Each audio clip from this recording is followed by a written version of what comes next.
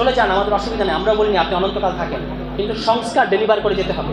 না হলে বাংলাদেশের মানুষ আপনাকে ইতিহাসের কাঠগড়ায় দাঁড় করাবে। নির্বাচনের আগে গণভোট, গণপরিষদ যেভাবেই হোক সংস্কার হতে হবে। 1, 2, সুষ্ঠু নির্বাচনের স্বার্থে এই প্রধান নির্বাচন কমিশনারকে পদত্যাগ করতে হবে। তার অধীনে কোনো সুষ্ঠু নির্বাচন সম্ভব নয় এবং এই পুরো কমিশনকে ঢেলে সাজাতে হবে।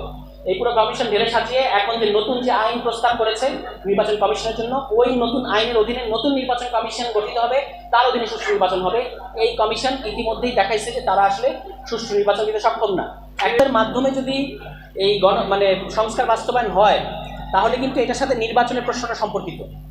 তাহলে আপনি গণপরিষদের মাধ্যমে সংস্কার হবে কি হবে না এটা ফয়সালা করার আগেই কিভাবে নির্বাচনের রোডম্যাপ ঘোষণা করতে পারেন?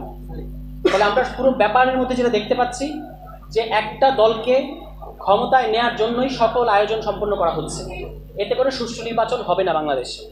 কিন্তু আমরা 3টা ভুয়া নির্বাচনের পরে একটা সুষ্ঠু নির্বাচন চেয়েছি বাংলাদেশের মানুষ 14 সালে, 18 সালে, 24 সালে 3টা সময় ভোট দিতে পারে নাই। এবার যদি কোনো ধরনের ভোট কারচুপি হয়, যদি ভোট রিগিং হয়, যদি বিতর্কিত নির্বাচন হয়, তাহলে এটা কিন্তু বাংলাদেশের জনগণ মেনে নেবে না। তো সেই কারণে আমরা বলেছি যে নির্বাচন যখন করবেন করেন, কিন্তু তার আগে আমাদেরকে সংস্কারটা বাংলাদেশের মানুষকে এই সরকারি সংস্কার করবে।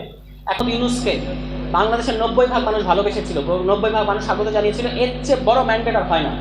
কিন্তু উনি নিজের এবং তার যে সারাউন্ডিংস যারা আছে তাদের শ্যালো বোঝাপড়ার কারণেই বলি, আর আরেকটা বিশেষ রাজনৈতিক দলের চাপেই বলি, যে কারণেই বলি, তিনি একরকম সারেন্ডার করে এখন ক্ষমতা দিয়ে চলে যেতে চাচ্ছেন।